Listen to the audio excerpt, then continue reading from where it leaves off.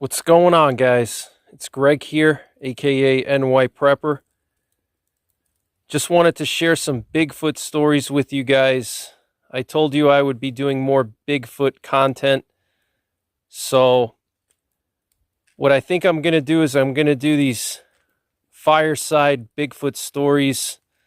And it's going to be an ongoing series where I share different Bigfoot stories by the fire.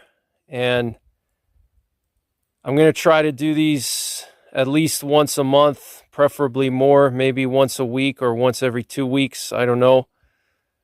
But let me know if these types of videos would interest you or not. I personally believe that Bigfoot exists, or I think it's a very high possibility that Bigfoot exists. And I've shared with you guys my fiance's encounter with a Bigfoot a few weeks ago. And what I'll do is I'll leave a link at the top right corner of this video to that video where I explain my fiance's Bigfoot encounter over here in north central Pennsylvania. And for those of you guys who don't know, I no longer live in New York. I still use the name NYPrepper because that's basically my brand. So in this video, I want to share some Bigfoot stories from my old home, upstate New York. And specifically, I want to share some sightings that occurred in an area very close to where I used to live in the Hudson Valley area of upstate New York. Now, for those of you guys who don't know about the Hudson Valley is basically in southeastern New York State. It's just north of New York City, and it stretches from points just north of New York City all the way to Albany, New York, which is the capital city of New York State. So it's a big area, and the sightings I want to read to you guys in this video are from the mid-Hudson Valley area, specifically Dutchess County, New York. And I used to live near some of these areas where the sightings took place that I'm about to read to you. And one of the sightings was actually serious enough that the Bigfoot Field Research Organization came to one of the towns near where I lived in Pawling, New York. And they showed up at Pawling, New York, which is a small town.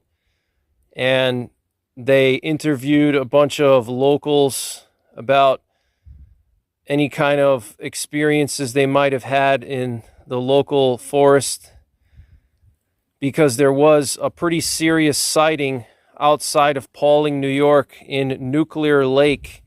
Now, I actually did a video of a hike that I did in Nuclear Lake, and I'll attach a link to that video on the top right portion of this video. And Nuclear Lake is basically a lake that used to have a nuclear enrichment site, and it's in a remote location in southern Dutchess County, New York, and it's located right off the Appalachian Trail, and it's a very popular hiking spot. And actually, I used to go hiking there a lot before I even knew about this Bigfoot sighting that occurred over there.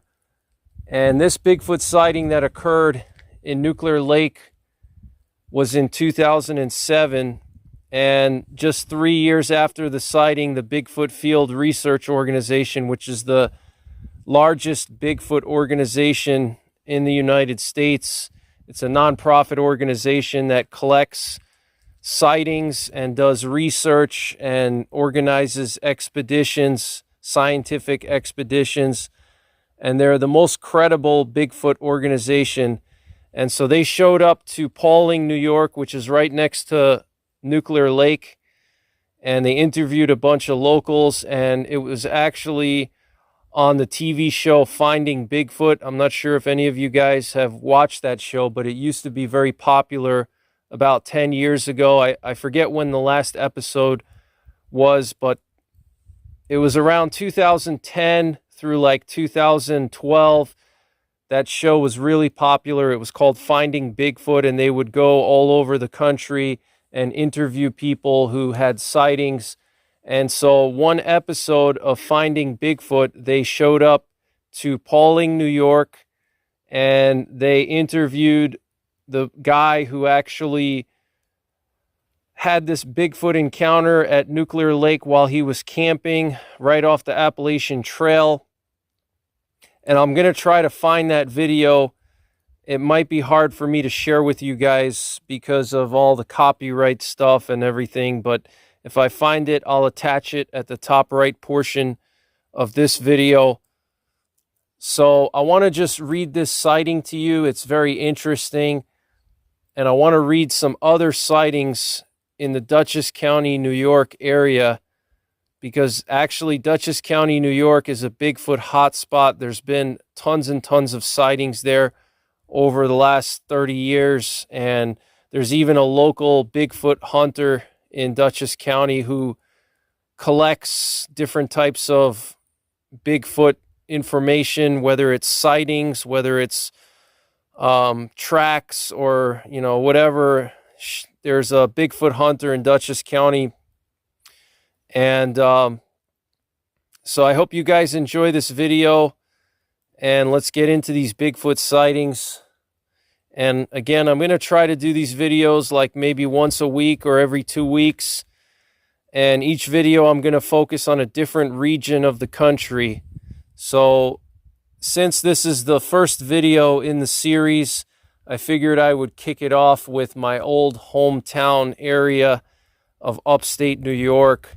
And some important Bigfoot hunting gear that you might want to have is a thermal monocular and a thrower flashlight. Here I have my Leopold LTO Tracker HD, and I've done a review of this thermal monocular before. It's absolutely excellent. And then here I have my Phoenix HT18 thrower flashlight. This thing is awesome. It throws like a 2,000 lumen beam, several hundred meters.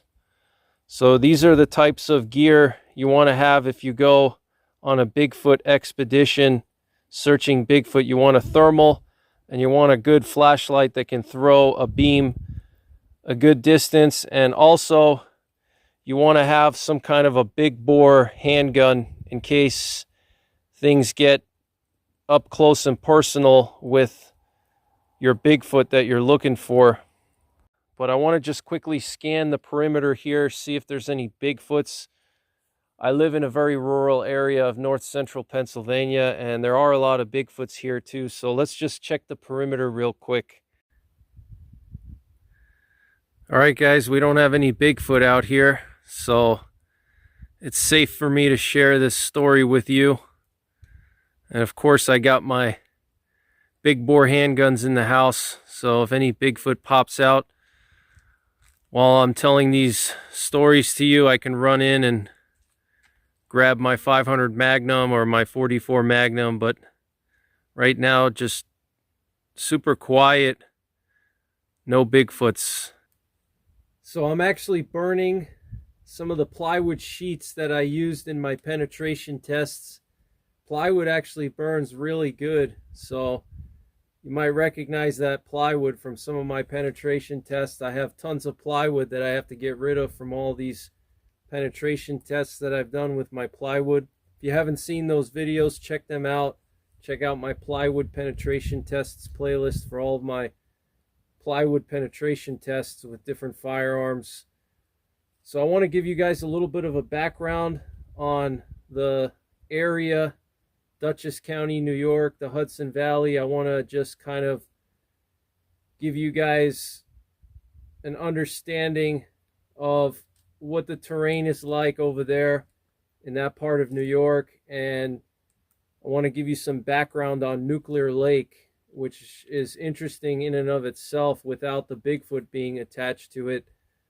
So the area where this sighting occurred and where all these sightings occurred, Dutchess County, New York, it's upstate New York, so it's very hilly terrain. The elevations are around 1,000 feet to 1,500 feet above sea level, which is really not that tall. If you're a Westerner, you know, 1,000 feet for you is like nothing. But, you know, when you're looking at the East Coast, 1,000 feet is pretty tall because most of the East is pretty flat.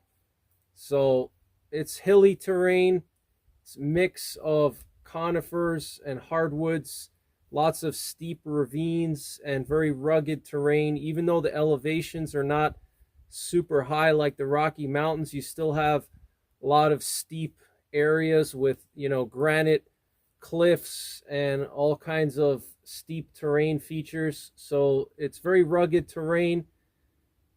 The area, Dutchess County, New York, is a rural area. It has some populated areas, some larger towns and some smaller cities, but where this sighting occurred and where all these sightings in Dutchess County occurred that I'm going to read to you, they happened in rural areas.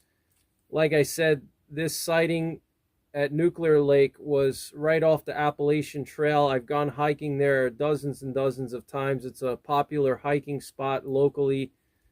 Now, Nuclear Lake, very interesting story about that place. So back in the 70s, there was a plutonium enrichment site there on the lake. It's literally a small pond or a small lake, and they had like a uranium or plutonium enrichment facility where they were making some kind of, you know, enriched nuclear fuels. And there was an accident there. There was actually a explosion of some kind, and that explosion caused some nuclear material to be ejected into Nuclear Lake itself. That's why it's called Nuclear Lake now. And so the area was actually closed off for a good amount of time. They had this huge fence all around the lake because it was contaminated, and they actually moved the Appalachian Trail 1 mile away from Nuclear Lake until they could clean it up. And then once they cleaned it up, they moved the trail back where it used to be, right next to the lake. So I've been there. I brought my radiation dosimeter and Geiger counter there, and there's no radiation there anymore. They dredged the whole thing. It wasn't even a lot of material that leaked out. It was basically just an explosion. So there was some small amounts of plutonium that got ejected out of the facility into the lake. It wasn't like a whole lot or anything. And so it's clean and safe now, but pretty interesting history there. And it was a very secretive site. They had a gate there. You couldn't just go up to that site. It was, you know, gated off and fenced off. And the site itself, you know, about 1 or 2 miles off of the main road, you know, down a gravel road in the middle of the woods. So it's a very secluded area. And again, if you want to get a better understanding of what the terrain is like there, check out my video where I actually went for a hike there. And that video is attached at the top right corner of this video. So this sighting occurred on July 15th, 2007. And the nearest town is Beekman, and the nearest road is Route 55. I know these areas very well. So I'm going to read to you exactly what the person encountered on Nuclear Lake. My sister and her 2 children, my wife and I, and our 2 dogs went to Nuclear Lake in Dutchess County for an overnight camping trip. We set up camp in a field next to the lake a few hundred feet off the Appalachian Trail. We had 2 tents and went in them to sleep around 11 p.m. My sister was feeling uneasy, so I sent my male dog to her tent to sleep with her and the kids. My older dog, my wife, and myself were in my tent. I turned the opening of my tent to face my sister's tent door so she felt less stressed. So that's pretty interesting, guys. His sister already feeling stressed before going to bed, and she didn't even see anything. They didn't see anything. She just had this weird feeling. She felt uneasy. So that's pretty interesting. And a lot of people have reported that when they've seen Bigfoot or have heard Bigfoots, that they felt like there was something there, something was watching them. So this is pretty interesting. An hour went by and the kids, my old dog and wife, were sleeping. Suddenly I heard footsteps coming from the woods heading towards us. It was a very dark night, but I saw no flashlight shine. Then my young dog in my sister's tent started to make this whine/growl, and I could clearly hear a person walk behind my sister's tent, but still no flashlight shine. All the while my sister was awake and my young dog freaking out, almost crying, and he is a pit bull, not afraid of any critter. I knew it was a Bigfoot and told my sister not to worry because she hates the woods and couldn't sleep. The next morning she looked very tired, and we only spoke about it a month later on the phone. She said she knew it was a biped and couldn't sleep all night. My wife, my 2 dogs, and I are trail runners, and twice a week do 6-mile runs on this section of the Appalachian Trail. It is a remote and rugged area, and I have moose droppings on my fireplace mantle from that area, and bear sightings are common. And I have actually seen a bear in that area, by the way, and there has been moose sightings in that area also. So I can confirm that. A few miles up the trail is a large, beautiful swamp also. This is not my first time I had the feeling Bigfoot was around. My wife and I are in the woods more than anyone I know. We hike and backpack all summer and log 25 miles a week in the woods trail running. I made a report a few years ago when we were hiking up Buck Mountain when a Bigfoot was smashing trees and making that loud click noise like I can do with my tongue, but 10 times louder. I know a woman who had a daytime visual in St. Lawrence County, New York, and I also know a man who had a visual in Pennsylvania when he was hunting deer.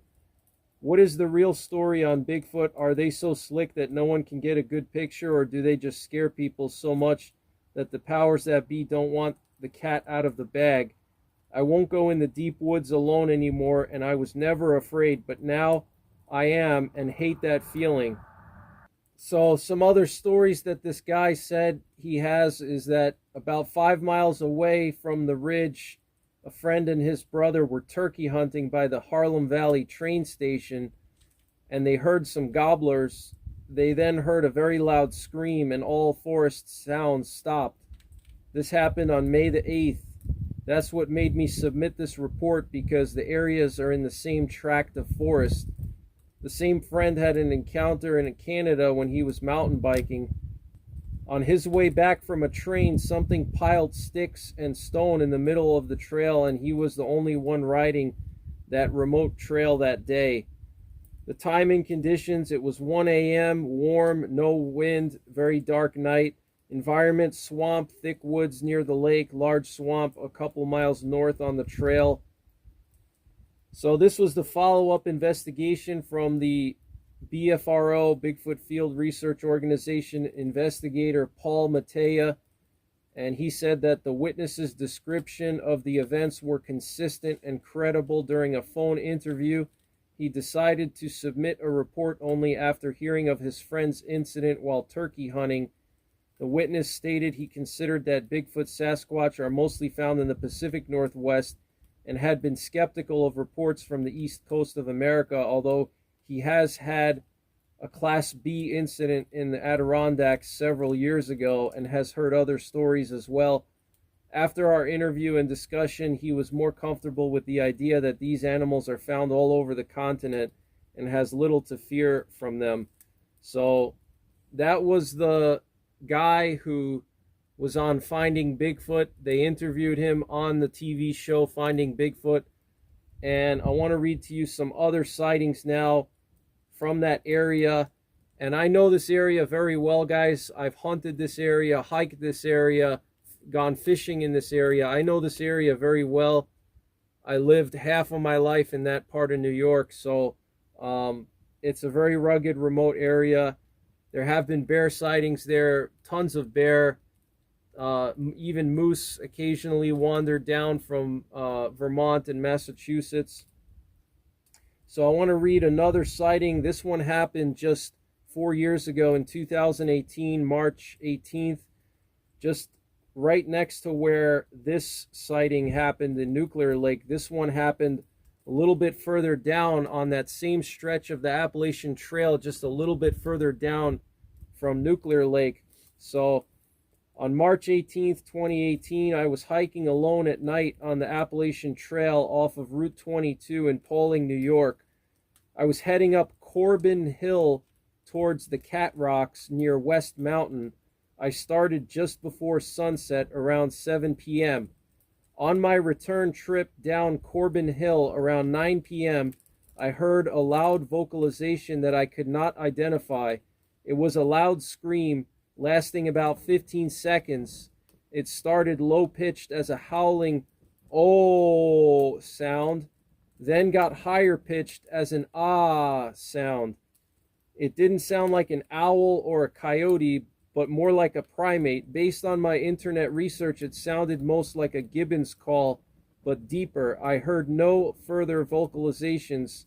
I cannot confirm that what I heard was a Sasquatch, but I felt it was important to report.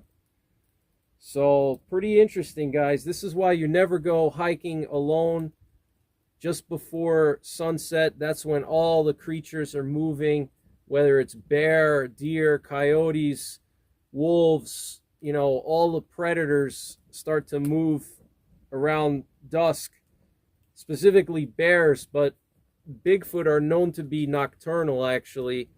But if they are nocturnal, that means that they're also going to be active at dusk, because that means that they sleep during the day, just like deer. Believe it or not, guys, deer in many parts of the U.S. are actually nocturnal, especially in the summertime. They become nocturnal, and what they do is they sleep during the day, and then they wake up in the afternoon, and they start their day, if you will, in the evening time, and that's when they start going out looking for food and getting active. So, you know, evening is like their morning, basically. So Bigfoot are known to be nocturnal, though, so you definitely don't want to venture out into deep wooded areas by yourself just before sunset, you know, unless you're very well armed and you know what you're doing and you're an experienced woodsman. So what this guy did was pretty risky. Aside from possibly getting attacked by a Bigfoot, he could have gotten attacked by a bear. And I know this area of the Appalachian Trail, the Cat Rocks. It's a very steep, scenic overlook. You hike up this mountain, and it's about 1 mile to 2 miles just straight up. And I think the peak of the mountain is like maybe 1,500 or just under 2,000 feet. And there's this beautiful scenic overlook where you could basically see all the way to Connecticut. And you can see this huge valley below you, and there's a big cliff. It's a very secluded area, very beautiful, but also very rugged. So the environment where this happened, mixed deciduous and pine forest up a rocky hill overlooking a large wetland. So now moving on to another sighting that occurred maybe another 20 miles away from where these two sightings occurred. This sighting occurred in Amenia, New York on November 9th, 2013 on Cascade Mountain Road in Amenia, New York. I was out hunting when I saw a creature that I thought was a bear. Then a second, much smaller creature that I realized was a Bigfoot came out of the brush. I shot at them with my bow to scare them, and the larger one, which must have been 8 to 8.5 feet tall, picked up the smaller one and placed it on its back and walked, not ran, away.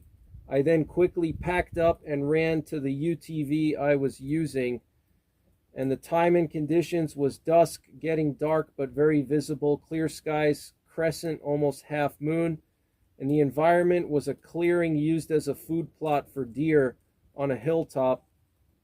And here's the follow-up investigation report by BFRO investigator Lisa Gilmore.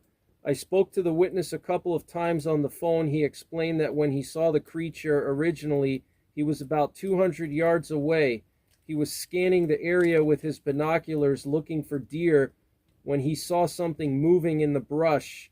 It was brown in color and appeared to be foraging in the brush for food, with a smaller creature close by. He observed the creature for a period of about 1 minute before he realized that it may in fact be a Bigfoot. He was getting scared and decided to aim his bow at the Bigfoot and fired a shot at the creature.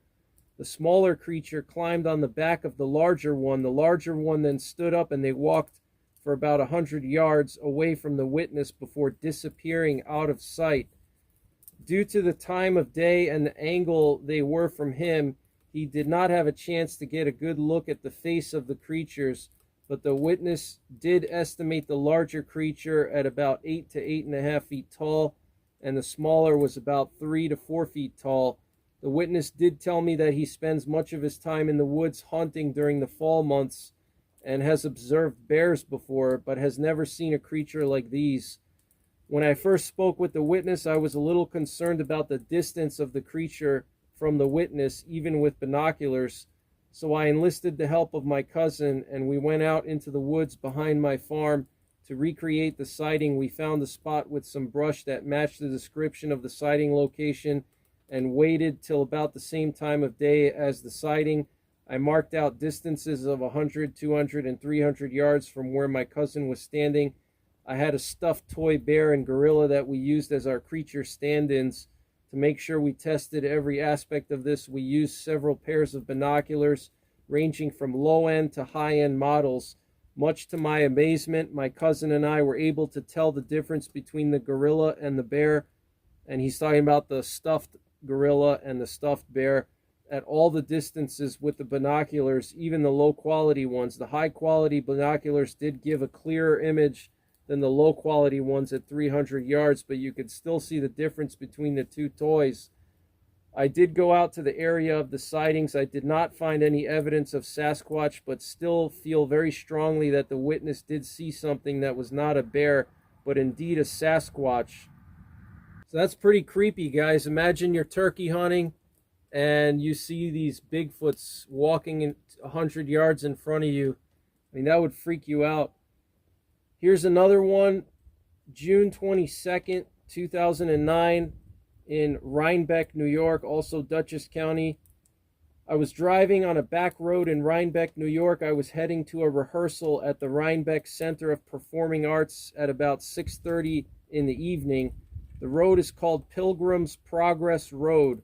While I was driving on this road, I passed a 20-mile-per-hour road sign because it's a sharp right turn, but on the same road. The road is very curvy. I passed this turn, and in the middle of the road was a Hannaford bag with an open cereal box and a log placed in the bag.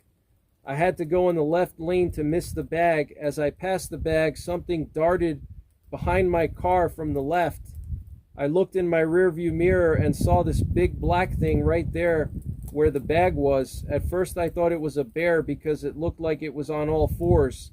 I kept driving, looking in my rearview mirror. After a few seconds it was out of vision. I kept driving down the road until I pulled into a driveway on the right and turned around to see what it was. As I got to the location where the bag was, I noticed the bag was missing. I kept driving for about a quarter of a mile down the road past the 20-mile-per-hour sign.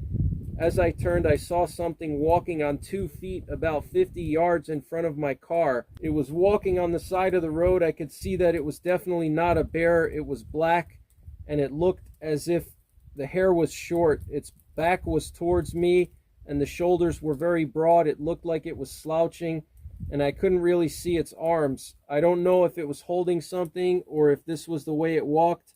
I'm about 6'5", and it looked like it was taller than me from what I saw. I saw it for a good 3 to 4 seconds until it leaped up this little hill to the right. I sped up to the location I saw it leap from and got out of my vehicle. I looked all around because there weren't many trees. The grass was very high, though. I didn't see it after that. I was nervous, confused, and excited at the same time. So here's the follow-up investigation by BFRO investigator Brian Spinner. I spoke with the witness on 2 occasions, several months after his encounter. He is a 19-year-old aspiring college student who is more than willing to share his experience over the phone. A satellite view of the area shows geographical depictions to be accurate. While recalling the encounter, more details emerged. He first noticed the creature on the side mirror as a flash of black darted from the left side of the road behind his car. He then observed it in the rearview mirror. He described it as being large, dark, and crouching on four limbs. He viewed it for only a few seconds and stated that it appeared to be tampering with the contents of the bag. He then lost sight of it as he rounded the corner. Judging by its size, shape, and color, the witness initially perceived the figure to be a bear. He became very curious due to the uncertainty of what he had observed, so he turned around in the next driveway to see if the creature was still there. As he reached the location, the creature and the bag were no longer visible. He continued driving, and after about quarter of a mile, he approached a straightway and observed a dark figure walking upright approximately 50 yards ahead. He viewed it from behind while it walked west on the right side of the road. The witness was astonished by the distance it had traveled since his initial sighting. He described the creature as being huge, with a height of 7 to 7.5 feet. It seemed to be slouching, and its head appeared disproportionately smaller in comparison to its large body. According to the witness, his best view of the creature came when it leaped, propelling itself off of one leg from the road and ascended an embankment to the right. At this time, he saw the profile of the creature from a distance of about 75 feet.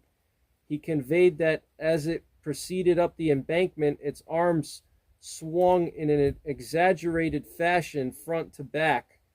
Its palms appeared to face upwards during the back swing, and its head was slightly tucked into its chest. A few steps later, the creature was over the embankment and not seen again. The witness stated being familiar with stories pertaining to the Bigfoot species and had seen several TV programs on the subject. Comparing his knowledge of other eyewitness accounts, he stated the creature's hair was shorter than he had imagined. He is convinced it was neither a bear nor a human, and experienced a weird feeling while viewing the creature, as if unable to comprehend what was being observed. He also stated feeling nervous, confused, and excited at the same time. The immediate area in which the sighting occurred is sparsely populated and contains apple orchards, overgrown fields, and forested land. The surrounding area consists of low-lying mountains, lakes, ponds, rivers, and streams. So pretty interesting, guys. Now, that grocery bag that the Bigfoot was taking from the road probably had some kind of, apples in there. Maybe it was like a bag of apples, that the Bigfoot took from the local grocery store dumpster or something. There's actually a Hannaford supermarket right down the road from where this sighting occurred. So my guess is that this Bigfoot somehow raided maybe a dumpster outside of that supermarket, or maybe someone left a bag of groceries somewhere, or, threw a bag of groceries outside because they didn't want it, and the Bigfoot scavenged it.